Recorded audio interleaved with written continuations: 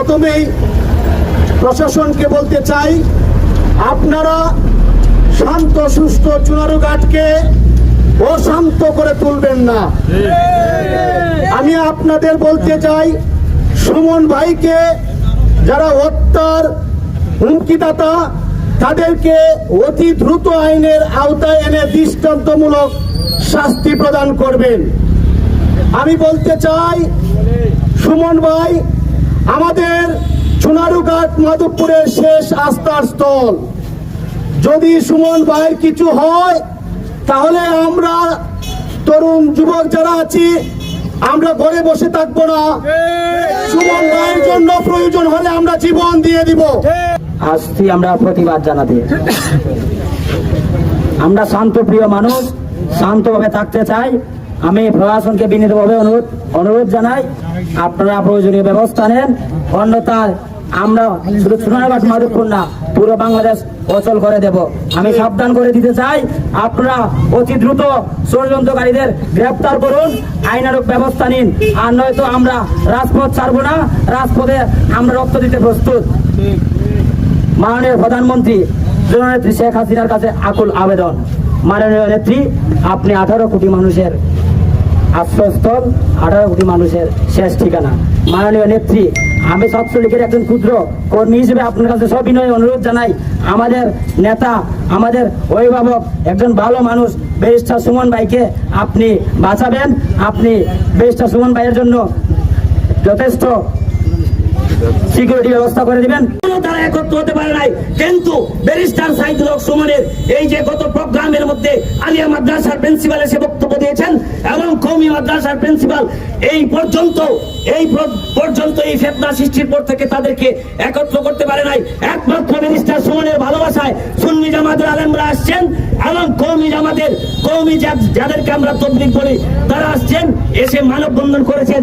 এটা একমাত্র ব্যারিস্টার সাইদুল হক সুমনের ভালোবাসায়।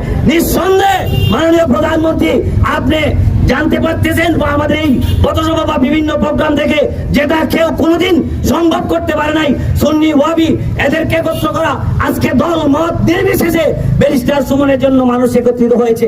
নিঃসন্দেহে উনি ভালো মানুষ, নিঃসন্দেহে এলাকার মানুষ, চুনারুঘাটের মানুষ এবং মাধবপুরের মানুষ ভালো মানুষকে চোজ করেছে। যাই হোক, ব্যারিস্টার সাইদুল, আমার পরিষ্কার কথা, আমি ওনার একজন কর্মী হিসাবে একদম ক্লিয়ার, নিট এন্ড ক্লিন আমি কথা বলতে চাই। এখানে 2-3 ধরনের রয়েছে। উনি অনেক বড় বড় সন্ত্রাসীদের বিরুদ্ধে, অনেক বড় বড় দুর্নীতিবাজদের বিরুদ্ধে উনি কথা বলেছেন। হয়তোবা ওদের পক্ষ থেকে কেউ তাকে হত্যা করতে চেয়েছিল, অথবা আওয়ামী লীগের মধ্যে যে গোবিন্দ মেরু রয়েছে, চুনারুঘাটের মধ্যে মেরু রয়েছে, হবিগঞ্জ মেরু রয়েছে, প্রত্যেকটা উপজেলায়, প্রত্যেকটা জেলায় দলীয় কুন্দল রয়েছে। আমি আজকের এই পথসভা মানববন্ধনের মাধ্যমে আমি সমস্ত এই কুন্দলকারীদেরকে বলতে চাই এবং মাননীয় প্রধানমন্ত্রী সহ আওয়ামী লীগের যারা রয়েছেন অভিভাবকদেরকে আমি আহ্বান জানাতে চাই, এই সমস্ত কুন্দলের প্রতি আপনারা নজর দিবেন এবং যারা কুন্দল সৃষ্টি করে তাদের মন উপড়ে ফেলে দিবেন। আজকে আমি এইটাও সন্দেহ করি, চুনারুঘাটে যে ব্যাপকভাবে আমাদেরকে অনেক সময় অনেকে আমাদেরকে হুমকি দামকি দিয়েছে 7 তারিখের পরে দেখে নিবে।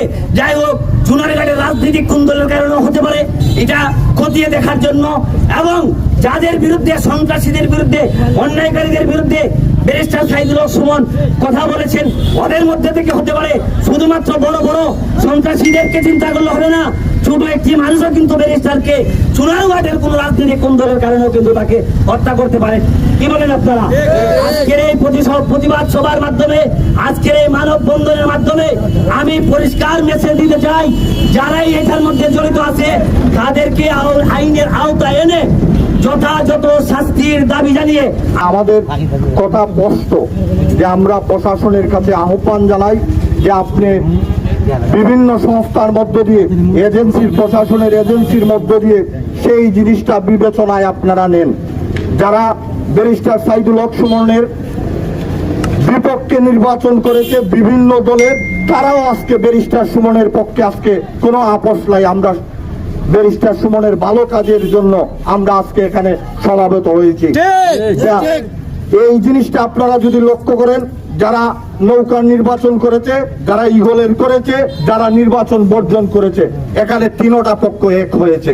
তাই আমি প্রশাসনের কাছে আহ্বান জানাবো অনতি বিলম্বে যে আমাদের মানবতার পেরিওলা ব্যারিস্টার সাইদুল হক সুমন, চুনারঘাটের মানুষের অত্যন্ত হৃদয়ের মানুষ, চুনারঘাটের উন্নয়নের দ্বারক বাহক যাকে বলা যায়, এবং চুনারঘাটের অসংখ্য ভালো কাজের রাজসাক্ষী হিসাবে ইতিমধ্যে চুনারঘাটবাসীর হৃদয়ে স্থান করে নিয়েছেন।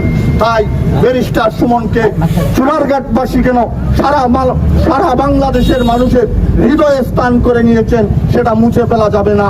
তাই আজকে প্রশাসনের কাছে আমাদের জোর দাবি, অনতি বিলম্বে ব্যারিস্টার সাইদুল হক সুমন এই সপ্তাহে চুনারঘাটে আসতে পারেন নাই, এটা আমরা অত্যন্ত কষ্ট পেয়েছি এবং আমাদের চুনারঘাট উন্নয়ন থেকে বঞ্চিত হয়েছে।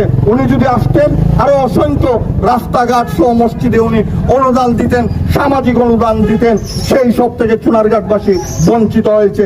তাই আমরা প্রশাসনের মাধ্যমে রাষ্ট্রের সর্বোচ্চ পর্যায়ে আমরা আহ্বান জানাই যে আমাদেরকে উন্নয়ন থেকে বঞ্চিত করবেন না, যে আমাদের যিনি উন্নয়নের জবাবদিহিতা নিশ্চিত করেন ওনাকে আমাদের মাঝে ওনার স্বাচ্ছন্দ্য মতে চলার ব্যবস্থা করে দিবেন এবং ওনার প্রয়োজনীয় নিরাপত্তা ব্যবস্থা জোরদার করবেন, এই আশা এবং প্রত্যয় ব্যক্ত করে আমি আমার কথা এখানেই শেষ করছি।